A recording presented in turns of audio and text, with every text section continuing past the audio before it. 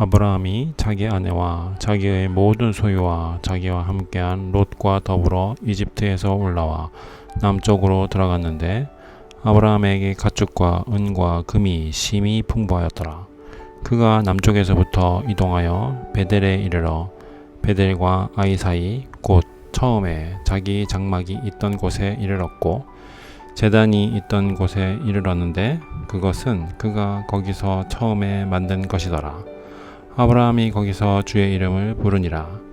아브라함과 함께 간 롯에게도 양떼와 소떼와 장막이 있었으므로 그 땅이 그들을 감당하지 못하여 그들이 함께 거하지 못하였으니 그들의 소유가 많아서 그들이 함께 거할 수 없었더라. 아브라함의 가축과 목자들과 롯의 가축의 목자들 사이에 다툼이 일어났고 또 그때에 가나안 족속과 브리스 족속도 그 땅에 거하였더라. 아브라함이 롯에게 이르되 우리는 형제라 원하노니 나와 너 사이에 내 목자들과 네 목자들 사이에 다툼이 일어나게 하지 말자. 네 앞에 온 땅이 있지 아니하냐? 원하노니 너는 내게서 갈라서라. 네가 왼쪽을 취하면 나는 오른쪽으로 가고 네가 오른쪽으로 떠나면 나는 왼쪽으로 가리라 하니라. 롯이 눈을 들어 요르단 온 평야를 바라보니 네가 소알에 이를 때에 보듯이 그것이 모든 곳에서 물이 잘 공급되었으며 주께서 소돔과 고모라를 멸하시기 전이었으므로 주의 동산 같고 이집트 땅 같았더라. 이에 롯이 자기를 위하여 요르단의 온 평야를 택하고 동쪽으로 옮겨갔으므로 그들이 서로 갈라서매 아브라함은 가나안 땅에 거하고 롯은 그 평야의 도시들에 거하며 소돔을 향해 장막을 쳤더라. 그러나 소돔 사람들은 사악하여 주 앞에 극심한 죄인들이었더라. 롯이 아브라함을 떠나 갈라선 뒤에 주께서 아브라함에게 이르시되 이제 네 눈을 들어 네가 있는 곳에서부터 북쪽과 남쪽과 동쪽과 서쪽을 바라보라. 내가 보는 온 땅을 내가 너와 내 씨에게 영원히 주리라. 내가 내 씨를 땅의 티끌 같게 하리니 사람이 땅의 티끌을 능히 셀 수 있거든 내 씨도 세리라. 일어나 그 땅을 그것의 길이로도 걸어보고 그것의 너비로도 걸어보라. 내가 그 땅을 내게 주리라 하시니 그때 아브라함이 장막을 옮기고 가서 헤브론에 있는 마므레의 평야에 거하며 거기서 주께 제단을 쌓았더라. 아멘. 창세기 13장 롯과 아브라함의 이야기입니다. 창세기 13장에는요 이제 최초로 사람이 자유의지가 어떻게 발현되는 것인가에 대한 예가 나옵니다. 하나님께서 창조 때에 사람을 지으시고요 정말 보기가 좋았더라 라고 말씀하신 아주 중요한 근거 중에 하나가요 스스로 생각하고 스스로 판단하고 스스로 선택할 줄 안다 라는 것에 있습니다. 소위 말하는 자유의지를 말하는 것이죠. 그 자유의지가요 나를 가장 나답게 또 인간을 가장 인간답게 만드는 것 중에 하나라고 저는 생각을 합니다. 내가 보고 듣고 배우고 하는 그 모든 것들은요 내가 결정할 수 있고요 내가 생각하고 내가 가지고 있는 가치관과 세계관 그 모든 것들도요 내가 스스로 선택하고 결정할 수 있다는 것입니다. 그것을요 하나님께서는요 사람을 만드실 때부터 자유의지라는 이름으로요 저희에게 선물로 주셨죠. 그 자유의지를 주시기만 하셨을 뿐만 아니고요 그것에 대한 선택상 그 모든 것들은요 하나님께서 존중하십니다. 네 의사를 충분히 존중해 주겠다 라고 말씀하시는 것이죠. 그래서요 하나님께서는요 그 의사를 존중하되 네가 선택하는 것에 대한 결과를 아주 상세하게 자세히 성경을 통해서 설명해 놓으셨습니다.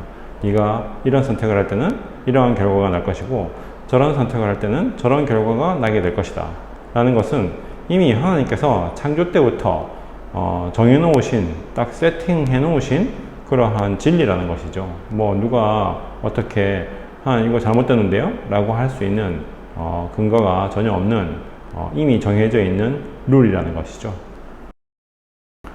그래서요, 간단합니다. 그 룰은요, 하나님의 말씀을 진리로 믿고 따르면서, 이것이 정말로 삶의 기준이고 생각의 기준이 되는구나 라고 생각하면서 살면요, 그것에 대해서 모든 정해져 있는 선한 결과물을 내가 마주하게 될 것이지만, 그 반대의 경우, 하나님이 진리가 아니구나, 하나님은 그냥 많은 신들 중에서 그냥 하나의 신일 뿐이구나, 창조주도 아니고 주권자일 수는 더더욱 없다 라고 생각하게 된다면, 그것에 대해서 또 마주하게 될 결과가 정해져 있다, 당연히 나쁜 결과가 정해져 있다 라고 말씀하시는 것이죠.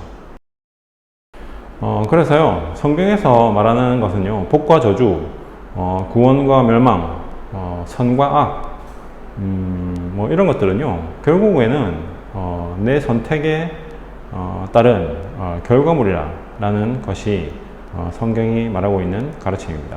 그러니까 자유의지를 어떻게 내가 사용할 것인가, 또 자유의지를 선하게 사용하기 위해서 무엇을 듣고 배울 것인가를 정하라, 제대로 정하라 라고 말씀하시는 거죠. 그래서요, 신앙은요, 결국에는 내 자유의지를 어느 편에 세울 것인가, 진리의 편에 세울 것인가, 아니면 비진리의 편에 세울 것인가에 대한 문제라고 생각을 합니다. 롯의 경우 한번 생각해 볼까요? 롯은요, 이제 소유가 많아졌습니다. 아브라함과 같이 이제 동행하면서 여러 가지 복을 많이 받았다고 할 수 있겠죠. 그래서요, 다툼이 일어나는 거죠. 이제 목초지가 모자라게 되는 것입니다. 그랬을 때 이제 소돔과 고모라 근처에 있는 그 요르단 땅을 딱 보니까요, 야, 이건 뭐 목초지로 너무나도 좋은 겁니다. 풀도 많고 물도 풍부하고, 그리고 이 땅은 말마를 일이 없는 것 같은 그런 느낌이 드는 거예요. 그래서 성경에서 기록하는 건요, 에덴과 같았더라 라고 할 정도로요, 완벽한 목초지였습니다. 자, 그러면요, 롯의 입장에서요, 또 아브라함이 더더군다나 먼저 네가 있을 곳을 선택해라 라고 우선 선택권을 줬어요. 자, 그런 경우에 롯은 당연히 그 소돔과 고모라의 근거지를 둔 요르단 땅을 선택하는 것이겠죠. 그게 상식에서 벗어나는 부분이 있나요? 그것이 내 산업을 돌보는 오너십 입장에서 뭔가 잘못된 것이 있습니까? 자, 그렇다면 아브라함은 어떤 생각으로 무슨 행동을 어떻게 취하고 있었을까요? 한번 그 사람의 생각을 한번 따라가 볼까요? 똑같이 그의 목동에게 목초지가 모자라서 롯의 소유와 우리의 소유가 충돌하고 있다라는 보고를 받았을 겁니다.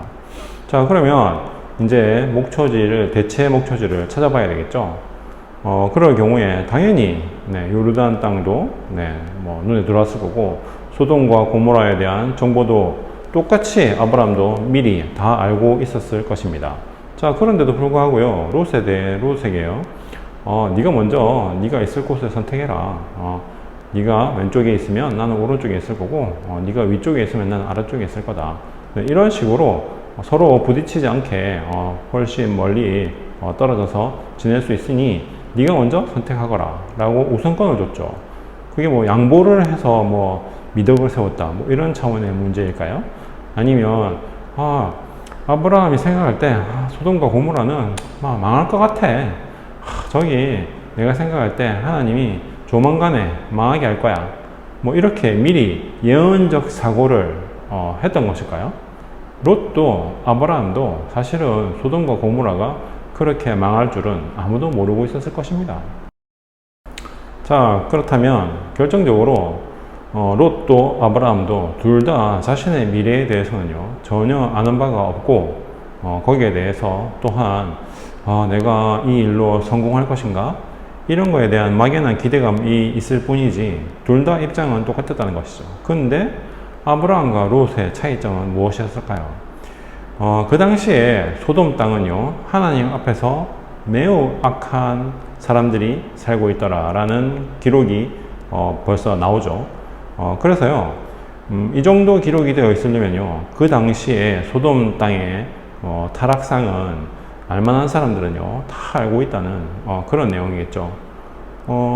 경제적으로, 정치적으로, 사회적으로 내가 돈 벌기에는 이 장소만큼 좋은 곳이 없어 라고 하는 소돔 땅이었지만, 하나님과의 관계를 생각하면요, 내가 하나님의 자녀로서 바른 삶을 생각할 경우에는 소돔 땅처럼 시험도 많고 유혹도 많은 그런 땅이 없다는 말을 갖다가 하고 있는 것입니다. 자, 이럴 때 롯의 선택과 아브라함의 선택이 갈라지는 것이죠. 우리는요 살면서 현실적인 이익과 또 현실적인 권리를 하나님의 뜻과 의도하고 충돌할 때 포기해야 되는 상황이 있을 수 있습니다. 또 현실적으로 이거는 꼭 해야 되는 그러한 일들인 것 같이 보이는데요, 영적으로 보면요, 그거는 반드시 하면 안 되는 일, 반드시 피해야 하는 일이라는 것이 있을 수도 있다는 것이죠. 하나님과의 관계가 아브라함에게는요 최우선이었고요, 롯에게는요 현실적인 내 이익이나 내 만족을 추구하는 것이 최우선 사항이었습니다. 이것처럼요 믿음이라는 것은요 내가 어떠한 문제에 있어서 어떤 바른 선택을 하느냐를 가지고 증명해내는 것이라고 할 수 있습니다. 내가 저는 하나님 믿어요, 저 예수 그리스도를 영접했거든요, 이거를 보고 믿음이라고 얘기하지 않죠. 내가 결정적으로 내 생각, 내 의지, 또 내 자유스러움을 말씀에 비춰서 어떻게 내가 순종하고 복종시켜 나갈 것인가, 내가 스스로 무엇을 포기하고 무엇을 선택하고 무엇을 추구할 것인가를 정해야 한다는 것이죠. 아브라함과 롯은요 결정적으로 이 문제에서요 달랐습니다. 서로 전혀 추구하는 방향이 달랐다는 것이죠. 당연히 하나님께서는요 어떠한 것을 확대 또 재생산할 수 있게 만들고요, 또 어떤 것을요 축소지향적으로 만들어 버릴까요? 내가 언제든지 악한 것을 선택하고 또 나쁜 것을 선택하고 또 불의를 선택할 수 있지만, 그럼에도 불구하고 너는 언제든지 선을 선택하고 또 불의를 단념할 수 있는 자유가 있다 라고 말씀하시는 거죠. 예수 그리스도를 모르고 성경의 성자도 들어본 적이 없는 사람도요 이 정도는 하나님께서 양심이라는 것으로요 또 따를 수 있도록 해주셨습니다. 그래서 롯은요 이러한 양심, 또 선한 것, 또 하나님의 말씀 다 알고 있었습니다. 아브라함 옆에 살았는데 그거 모르겠습니까? 하지만 정작 선택의 문제에 있어서, 결정적인 선택 상황에 있어서는요 언제나 자기 위주였다는 것이죠. 자기 위주였다는 것보다도요 선을 선택하지 않고 차선을 선택하거나 아니면 차악을 선택했다는 것이죠. 이거 최악은 아니지만 그래도 차선이야, 이런 걸 선택했다는 것이죠. 근데 아브라함은요 내가 조금 손해보더라도 내가 조금 미치는 것 같지만 이게 하나님 보시기에 최선이야 라고 하는 것을 두말하지 않고 별 생각 없이 별로 따지지 않고 선택할 수 있었다는 것이죠. 이게 바로 순종의 능력이라고 생각합니다. 순종은요 정말로 하나님께서 약속하신 엄청난 복이 있죠. 그런데 이 순종의 열매는요 전적으로 내가 선택하고 내 자유의지가 어떻게 발현되는가에 따라서 달라질 수 있는 문제라는 것이죠. 이거는요 하루아침에 이렇게 되는 게 아니고요 계속 훈련해 나가야 됩니다. 항상 선택에서도요 하나님이 생각하시는 바른 방향은 뭘까, 하나님이 말씀하신 바른 것은 무엇일까를 항상 생각하고 알고 깨닫는 상태를 유지하고 있어야 된다는 것이죠.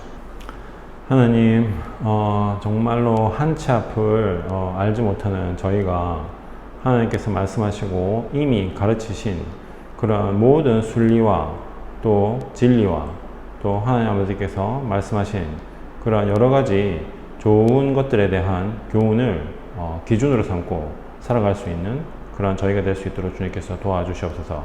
하나님께서 말씀하신, 하나님께서 정하신 그 모든 선한 것들이 저희의 삶의 기초가 될 수 있도록, 또 든든한 기초 속으로 자리 잡을 수 있도록 주님께서 축복하여 주시옵소서.